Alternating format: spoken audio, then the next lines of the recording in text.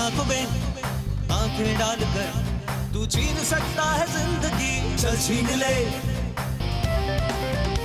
तुझ में है जो वो नहीं है और में, इस बात पर है अजनबी, कर यकीन ले। जो है नहीं तू सीखो सच है मानता, तू उसको ही खुद से बड़ा है जानता। तू नहीं किसी और से, तू खुद से ही भयभीत है। चल अपने डर को तू डरा से करके आगे जीत है।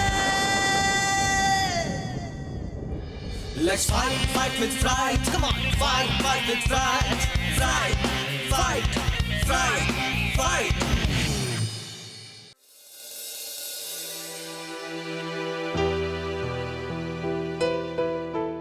राधिका, राधिका।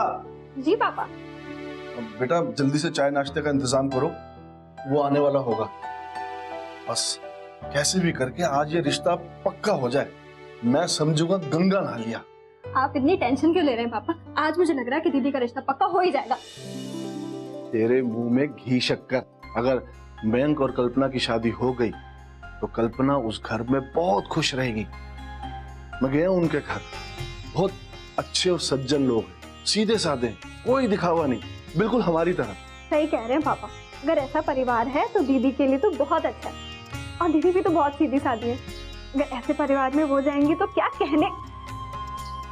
बस एक ही बात का डर है बेटा, हर बार की तरह इस बार भी। अरे पापा आप इतना क्यों सोचते हैं? ऊपर वाले पर भरोसा रखिए, सब ठीक होगा। उम्मीद तो यही है बेटा। लगता है वो आ गया, तुम जाके चाय पानी का इंतजाम करो। जी पापा। आओ बेटा, आओ, बैठो बैठो। धन्यवाद। हम लोग इतने सालों से काम कर रहे हैं, लेकिन कभी मौका ही नहीं मिला कि मैं तुम्हें अपने घर में बुला सकूं। आज देखो ऊपर वाले ने कितना अच्छा संजोग बना दिया। ऐसा ही होता है ब्रिजमोहन जी, आपके और हमारे चाहने से कुछ नहीं होता।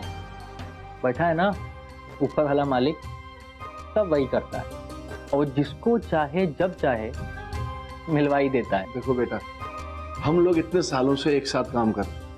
मैं बस ड्राइवर हूँ और तुम कंडक्टर हो, हम दोनों की जोड़ी तो वैसे ही मशहूर है। बस तुम इस रिश्ते के लिए हाँ कर दो तो ये बस ड्राइवर और कंडक्टर की जोड़ी ससुर दामाद की जोड़ी बन जाएगी। बड़ी अच्छी पेंटिंग है। आप पेंटिंग के इतने शौकीन हैं, आपने कभी बताया नहीं। नहीं नहीं, मुझे कोई पेंटिंग का शौक नहीं है, ये सब तो कल्पना ने बनाया। बहुत अच्छी पेंटर है वो। अच्छा, वैसे ये बात भी आपने मुझे नहीं बताई थी। कभी बात चली ही नहीं। दरअसल मुझे शौक नहीं है तो इसलिए कभी कोई बात छेड़ी भी नहीं। वैसे तुम्हें पेंटिंग्स का शौक है? हाँ, पेंटिंग का तो बहुत शौक है, लेकिन बना नहीं पाता हूँ। ऐसा नहीं कि कोशिश नहीं की है, कोशिश बहुत की है, तो बनती नहीं है। एक बात और बताऊं, स्कूल में मेरा फेवरेट सब्जेक्ट था आर्ट्स एंड क्राफ्ट, लेकिन नंबर सबसे कम उसी में आते थे। पता है क्यों? क्योंकि बनाने चलता था भालू और बन जाता था बंदर।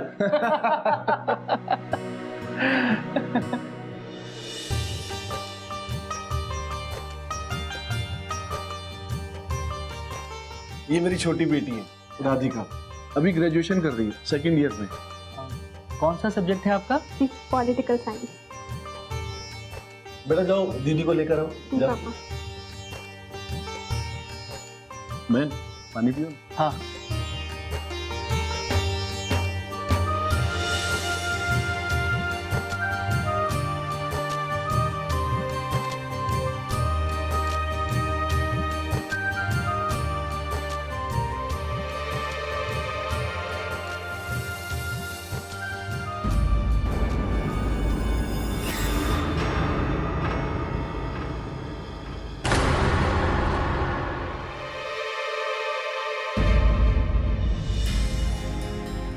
मैं बेटा, कल्पना बहुत ही गुणी लड़की है, कढ़ाई लिखाई सिलाई सब कुछ आता है।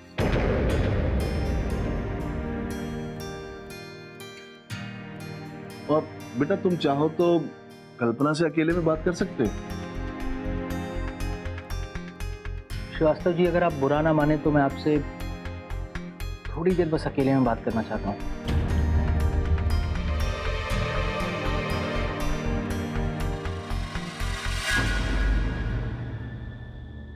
बेटा तुम दोनों जरा अंदर जाना।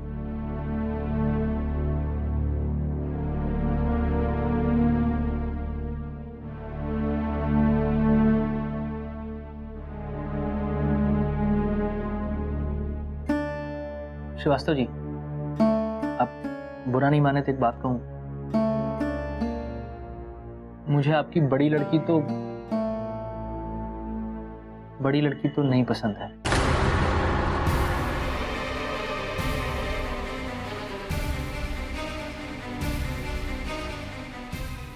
बेटा कल्पना बहुत ही गुणी लड़की है, वो तुम्हें और तुम्हारे परिवार को हमेशा खुश रखेगी। ठीक है, लेकिन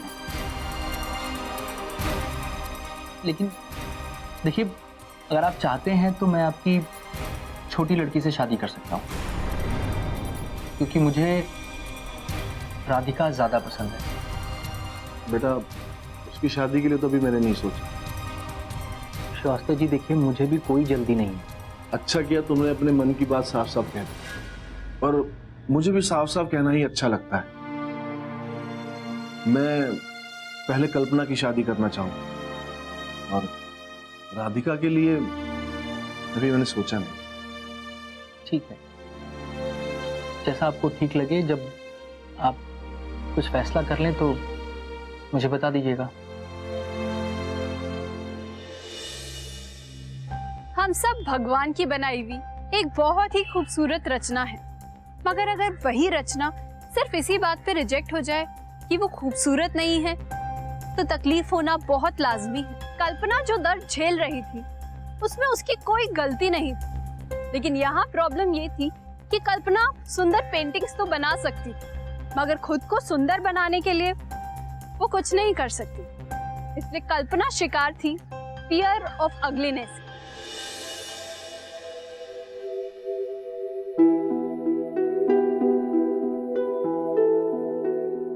अरे वाह दीदी, इतनी सुंदर पेंटिंग। लेकिन एक बात बताओ, आजकल आप ये अजीब अजीब सी दुखियों जैसी पेंटिंग्स क्यों करती हो? बस ऐसे ही। मुझे पता है दीदी, मैं आपको अच्छे से जानती हूँ। सच सच बताओ क्या बात है? आप पापा की बात को लेके दुखी हो ना? पापा जो कहते हैं उससे दुखी नहीं, वो बेचारे जो झेल रहे हैं उससे दुखी। और फिर वो कुछ गलत तो नहीं कहते, मैं हूं तो उनका सिरदर्द ही। आप इतना क्यों सोच रहे हो पापा की बात को दीदी? छोड़ो ना, आप मस्त रहो। कैसे मस्त रहूं? तुझे वो लाला जी याद है? वो लाला ड्राइवर। हाँ, पापा ने उनसे मेरी शादी की बात की। क्या? पर वो तो इतना बड़ा है और शादीशुदा भी है ना शायद? हाँ, लेकिन उनका तलाक हो गया। तलाक भी हो गया तो क्या हुआ? पापा की उम्र का है हमारे। कि पापा का ना दिमाग खराब हो गया, शादी के चक्कर में किसी से भी शादी तय कर देंगे। मुझे उनसे बात करनी पड़ेगी, उन्हें बताना पड़ेगा। मुझे नहीं पता था कि पापा आपकी शादी के पीछे इतना पगला गए कि किसी से भी रिश्ता जोड़ देंगे। कहाँ है कल्पना? आज मार्केट में तू लाला ड्राइवर से मिली थी, क्या कहा तूने उसको? बोलती क्यों नहीं? बोल। तुम्हारे दीदी को तो और क्या करूं? तू बता। इतनी मुश्किल से मैंने लाला को समझाया था इससे शादी करने को, लेकिन ये मार्केट में जाके उससे मिली और साफ बोल दिया मुझे आपसे शादी नहीं करनी। क्योंकि वो आपकी उम्र के बराबर है पापा, और वो तलाकशुदा भी है। अरे शुक्र मनाओ, तलाकशुदा आदमी भी अगर तुमको मिल जाए ना तो गनीमत समझना। और तू क्या समझती है? तू कहीं की हूर की परी है? दीदी ने बिल्कुल ठीक किया पापा, उनकी शादी के चक्कर में आप पगला चुके हो। हम आपका दर्द समझ सकते हैं पापा, पर इसका मतलब ये नहीं है कि आप किसी भी गहरे को घर पे उठा लाओगे? लाला ऐरा गहरा नहीं है, अच्छा खासा खानदान है उसका। माना उसकी उम्र थोड़ी ज्यादा है, लेकिन इस करमजली की शक्ल तो देखो। कहां से लाऊं इसके लिए सुंदर लड़का? तू पता है कैसी लगती है? रुक, मैं बताऊं।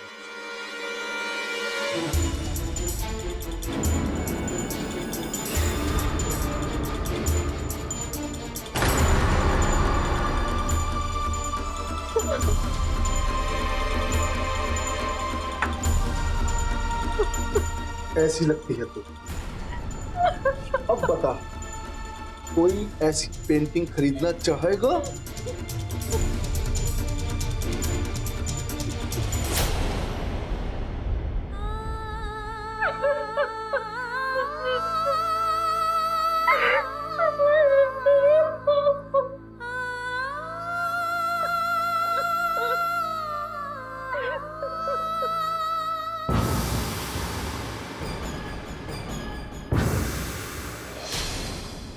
क्या कर रही हो दीदी? क्या करूं मैं? पागल मत बनो दीदी, मरना कोई इलाज नहीं है। मरना ही इलाज है। मेरे जैसी लड़की के मरने या जीने से कोई फर्क नहीं पड़ता। मेरा मरना ही ठीक है। वैसे भी मैं किसी लायक नहीं हूँ। मेरी वजह से पापा परेशान है, मुझे कोई अपनाने को तैयार नहीं। पापा बेचारे बहुत साल से मेरी वजह से धक्के खा रहे। कम से कम मैं मर जाऊंगी तो उनका बोझ तो कम हो जाएगा। मुझे मर जाने दो, मैं ऐसी लायक हूँ। दीदी आप इतनी अच्छी पेंटर हो और आप ऐसी बातें करोगे तो कैसे चलेगा? आप सम्मान के लायक हो और ये सम्मान आपको एक ना एक दिन जरूर मिलेगा। सुंदर लड़के तो हर गली में 4 मिल जाएंगे, पर हर कोई पेंटर नहीं होता। ये टैलेंट आपको ऊपर वाले ने वरदान के रूप में दिया है और यही टैलेंट आपको सबसे आगे ले जाएगा। तो उठाओ अपना ब्रश और दिखा दो दुनिया को कि आप क्या हो। आपको पता है दीदी, मुंबई की सबसे बड़ी आर्ट गैलरी में पेंटिंग कंपटीशन होने वाला है। मुझे पार्टिसिपेट नहीं करना किसी कंपटीशन में। पार्टिसिपेट तो आप कर चुकी हो। क्या मतलब? मैंने उधर ना आपकी पेंटिंग्स भेजी और आपकी सारी पेंटिंग्स सिलेक्ट हो चुकी हैं। क्या? और पता है, उस कंपटीशन में जीतने वाले को 1 लाख का कैश प्राइज और मुंबई के किसी टॉप आर्ट कॉलेज में एडमिशन मिलेगा। आपकी ये पेंटिंग्स आपके अंदर की खूबसूरती को दिखाती है और अब यही खूबसूरती हमें दुनिया को दिखानी है। तो उठाओ अपना ब्रश और दिखा दो दुनिया को कि आप क्या कर सकते हो। नहीं यार, मुझसे नहीं होगा। ठीक है, तो मेरे एक फ्रेंड के भैया हैं, आप उनसे एक बार मिल लो, फिर जो मन में आए वो करना। लेकिन वो क्यों मिलना चाहते हैं मुझसे? शायद पेंटिंग से रिलेटेड कोई बात हो। ठीक है, कब चल रहा है? तूने तो कहा था तेरी फ्रेंड के भैया हैं। हाँ, तो मेरे फ्रेंड के भैया ही हैं। पर ये तो साइकियाट्रिस्ट हैं। मेरे फ्रेंड के भैया ही साइकाइट्रिस्ट हैं। तो ये क्यों नहीं बताया? अगर मैं तुझे बता देती तो तू आती। हेलो। तो ये है वो पेंटर? जी भैया।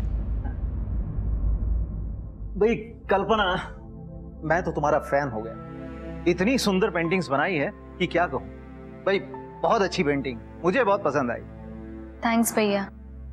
मुझे राधिका ने तकरीबन सब कुछ बता दिया है। और हाँ, तुम ये बिल्कुल भी मत समझो कि तुम किसी डॉक्टर के सामने बैठी हो। देखिए, हर लड़की का सपना होता है कि उसका कोई दोस्त हो और फिर वक्त आने पर वो अपने शादी के सपने देखती है। वो अपने लिए एक भरोसेमंद साथी चाहती है जो उसे खूब प्यार दे। पर मैंने ये सब सपने कभी पाले ही नहीं, क्योंकि शुरुआत से ही मेरी बदसूरती की वजह से मुझे कोई पसंद नहीं करता था। देखो कल्पना, तुमने सुकरात का नाम सुना है? हाँ, उन्हें कौन नहीं जानता, द वर्ल्ड फेमस फिलोसोफर। वो भी कोई खूबसूरत इंसान नहीं थे, लेकिन आज भी उनका नाम पूरे सम्मान के साथ लिया जाता है। क्यों? उनके टैलेंट के कारण। तुम्हें अपनी इनर ब्यूटी को बाहर निकालना, उसे कैनवस पर उतारना होगा, ताकि तुम्हारा फोकस तुम्हारे चेहरे से हटकर तुम्हारे टैलेंट पर शिफ्ट हो सके। तुम्हारे पास जो टैलेंट है वो तुम्हें एक भीड़ से अलग पहचान देता है। अपनी इस पहचान को दुनिया के सामने लाओ, उन्हें दिखाओ कि तुम कितनी खूबसूरत हो। तो कल्पना, जस्ट डू इट। दिखा दो इस दुनिया को कि कल्पना की उड़ान कितनी ऊंची।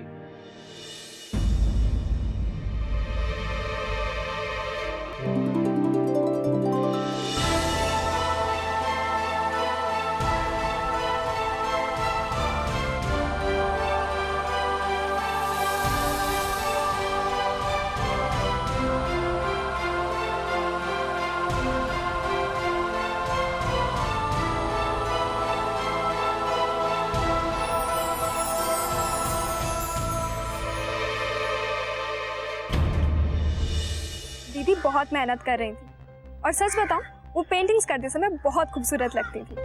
उनका सारा कंसंट्रेशन एक ही जगह पर होता था, फोकस्ड आंखें, माथों पर लकीरें।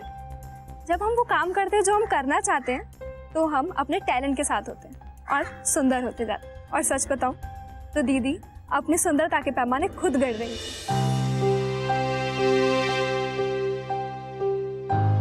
क्या बात है भाई, इधर से उधर नाच क्यों रही है? अरे पापा, आज बहुत टेंशन है, आप प्लीज थोड़ी देर चुप रहिए। किस बात की टेंशन है? मैंने बोला ना चुप रहिए। पेपर वाला,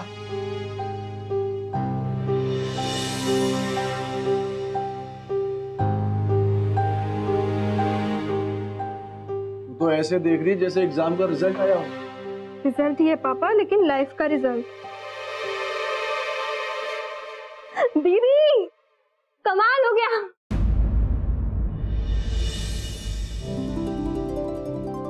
अरे ये देखो दीदी। कोई मुझे भी बताएगा कि क्या हुआ है?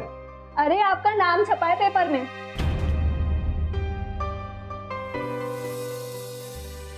मेरा नाम? हाँ जी, आपका नाम। मैंने ऐसा क्या किया है? लीजिए, खुद ही पढ़ लीजिए, और हाँ जरा तेज आवाज में पढ़िएगा। एक मामूली से बस ड्राइवर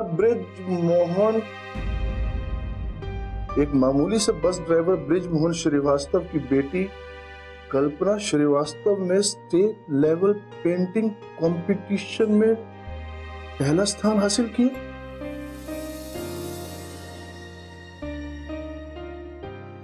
इस प्रतियोगिता में पूरे प्रदेश से लगभग 5000 प्रतिभागी आए थे, जिनको पीछे छोड़ते हुए कल्पना श्रीवास्तव ने ये कारनामा किया।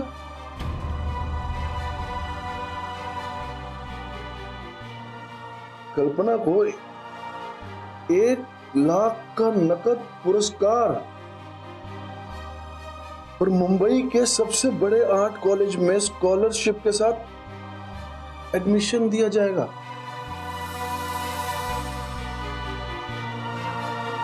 और मुंबई के सबसे बड़े आर्ट कॉलेज में स्कॉलरशिप के साथ एडमिशन दिया जाएगा।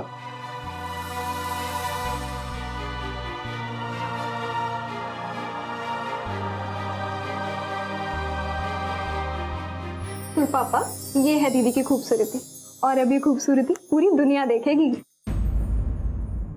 कल्पना मेरी बच्ची, मुझे माफ कर दे।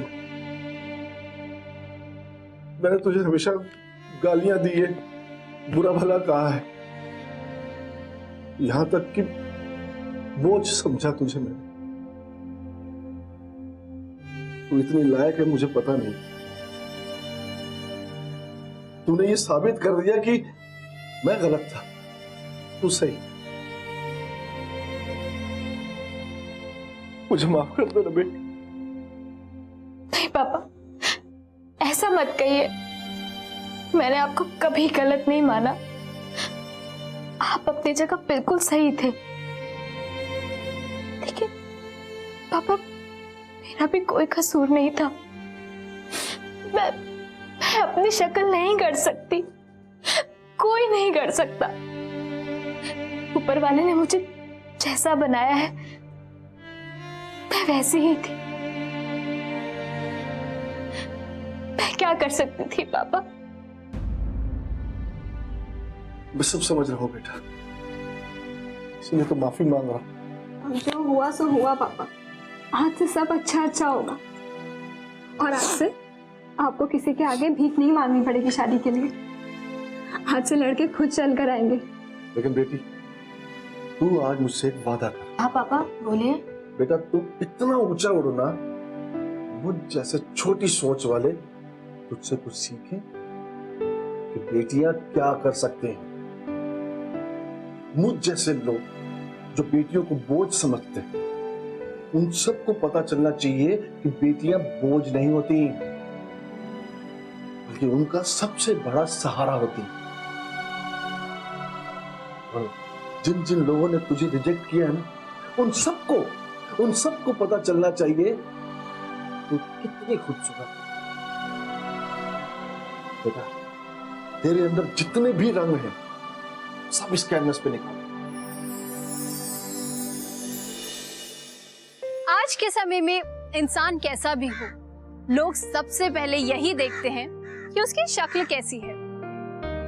शक्ल सिक्के का सिर्फ एक पहलू है, मगर आज के समय में ये पहलू सबसे ज्यादा इम्पोर्टेंट हो गया है। ऐसे में अपनी शक्ल को लेके, अपनी सूरत को लेके थोड़ा बहुत कॉन्शियस होना नेचुरल है। पर ये हमें बिल्कुल नहीं भूलना चाहिए कि हमारा ये शरीर, ये तो उस ऊपर वाले की खास रचना है। रंग, रूप या बनावट के बेसिस पे किसी को डिस्क्रिमिनेट करना, ये तो उस ऊपर वाले का अपमान करना है। तो अगली बार आप किसी से भी मिलें तो ये ध्यान रखिए कि उसकी सूरत नहीं, उसकी सीरत देखिए, उसकी शक्ल नहीं, उसकी अकल देखिए। आज के एपिसोड में राधिका ने दिखाया कि इंसान की खूबसूरती उसकी काबिलियत से होती है। गुरु वो नहीं होता जो देखने में कम सुंदर हो, बल्कि वो होता है जिसके दिल में खोट हो, जिसकी नीयत खराब हो और जिसका मकसद गलत हो। आज के एपिसोड में बस इतना ही। अगले एपिसोड में एक और फोबिया, एक और कहानी, एक और पेशेंट के साथ हाजिर होंगी मैं। तब तक के लिए अपना ख्याल रखें, मुस्कुराते रहें, स्टे फियरलेस। नमस्ते। बाहर जाने का प्लान था और बारिश ने सारा प्लान ही चौपट कर दिया। धीरे धीरे बरसती जा रही है। यहीं के आए और चलती बने। तो बादल भी आपसे पूछकर बरसेंगे क्या? भाई मुझसे ना पूछ के बरसे, लेकिन एक लॉजिक होता है बरसने के पीछे। धीरे धीरे बरसती रहेगी तो कैसे चलेगा? लो सुन ली तुम्हारी।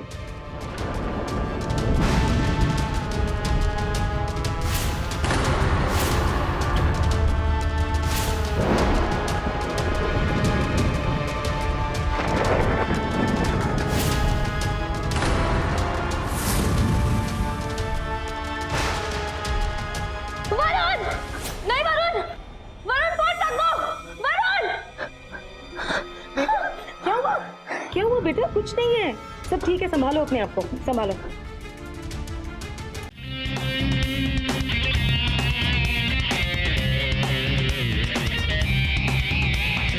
मौत की आंखों में आंखें डालकर तू छीन सकता है जिंदगी, चल छीन ले।